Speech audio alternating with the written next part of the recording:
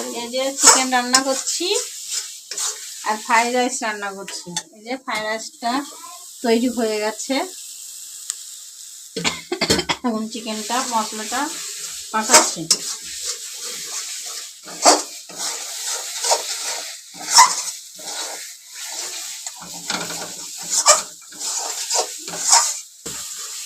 এই যে মশলাটা হয়ে গেছে, এবার চিকেনটা দিয়ে দিচ্ছি। কে কেমন রান্না করো বন্ধুরা আমি তো জানি না, আমি এরকম করে রান্না করি।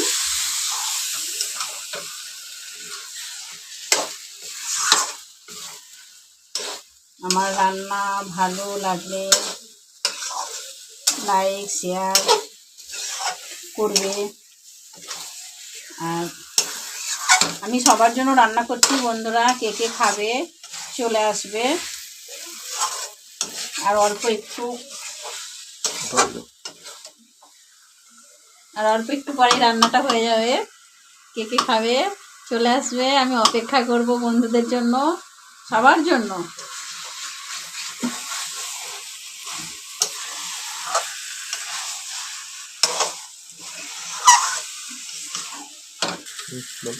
এই যে বন্ধুরা আলুটা দিয়ে দিলাম,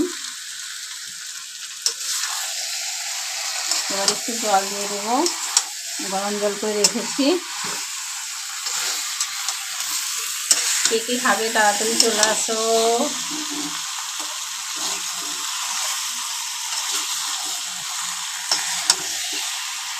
ফ্রাইড রাইস আর চিকেন কষা আর সালাদ, আর কিছু নয়। এটুকু আজকের দুপুরের মেনু। ফ্রাইড রাইস করে বলেছিলেন যে গরম গরম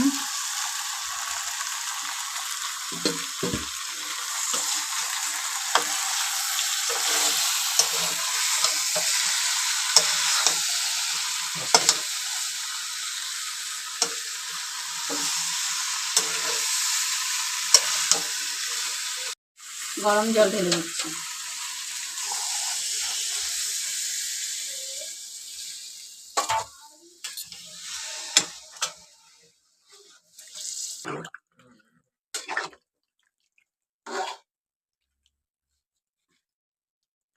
কষা কষা করবো, কেননা ফ্রাইড রাইসের সময় খাবো তো, ওই জন্য মাংসের জুসটা বেশি করবো না। কেমন হয়েছে বন্ধুরা বলবে, কমেন্ট করে জানাবে।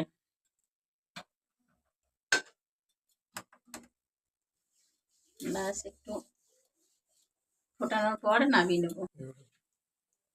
একটু ফুটিয়ে একটু পরে ধনিয়া পাতা দিয়ে নামিয়ে নেব। এবার একটু চিকেন মশলা দিচ্ছি, সরি।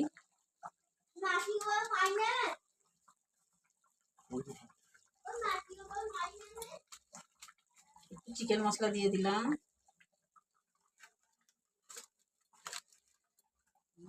নেড়ে দিলাম।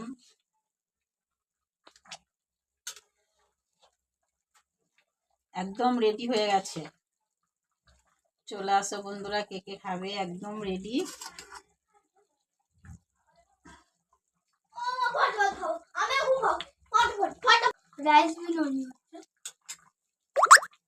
এই যে মাংসটা হয়ে গেছে, এবার গ্যাসটা আমি বন্ধ করে দিচ্ছি।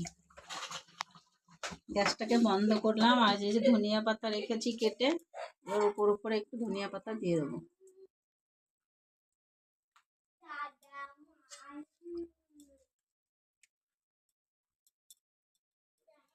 বাস আমার মাংস রেডি হয়ে গেছে বন্ধুরা।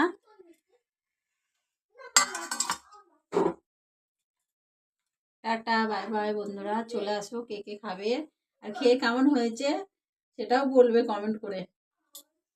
Tata bye bye.